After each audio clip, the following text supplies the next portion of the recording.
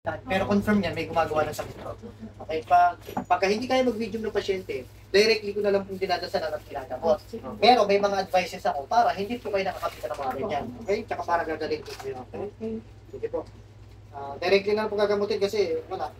Kapag hindi po kaya mag-medium ng pasyente, yan. Pasyente lang po nasasaktan. Kasi hindi niya kaya mag-medium. Sige, pigit lang po.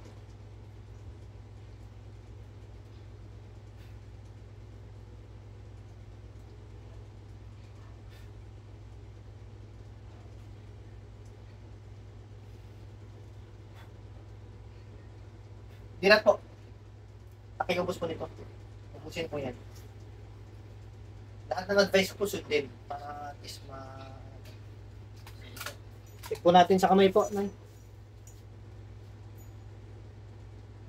Ayan po, hit.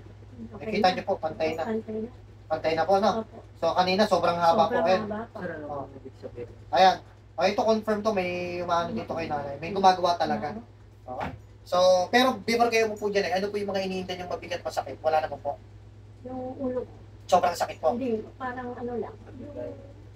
Palisa. Oo, ganun. Pero nung after kayo madasalan ngayon, pumantay po, kamusta? Okay na.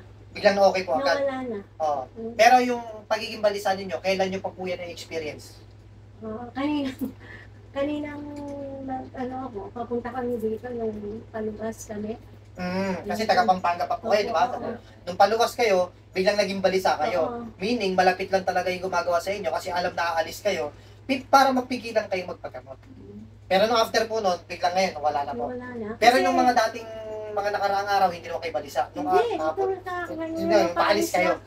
Kasi nararamdaman na magpapagamot po tsaka kayo. isa pa, yung sakyan namin, na mag-grab kami, parang may pumipigil. Isa kanina pa kami sana, kanina pa. Opo.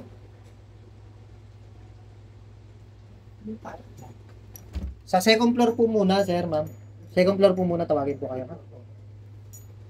Kaya sabi kong gano'n, sir, bakit kaya ako may katawag siya ng grab niya, ngayon bigla na lang nakakancel. Opo. So, ganun yan pagka pinipigilan kayo magpagamot. Tsaka, sige po. Okay lang po. Wala namang problema. Yung po kasi sir, yung sinasabi ko sir, aware din po kami. Kilala nyo na yung, kumbaga, may hint kayo, may pinagdududahan kayo na gumagawa sa inyo. Sir, kasi ito lang po yung bahay na. Opo. Baga sir, nasa...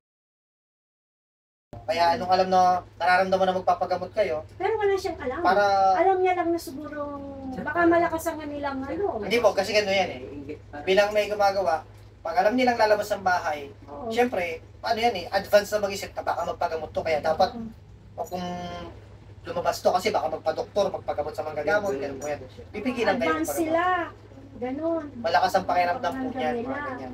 At saka, simula nung umalis yung asawa ko, yung pabalik-balik na ako sa doktor, nawala naman silang 5 days. Kahit ilang beses na ako na CT scan. Ay, sir. Tapos no. Kasi di ba wala kayong findings sa doktor, Wala. tsaka lagi kayong na-admit. Na pabalik-balik na lang ang sakit. Tsaka paiba-iba po yung Paiba, findings. oo.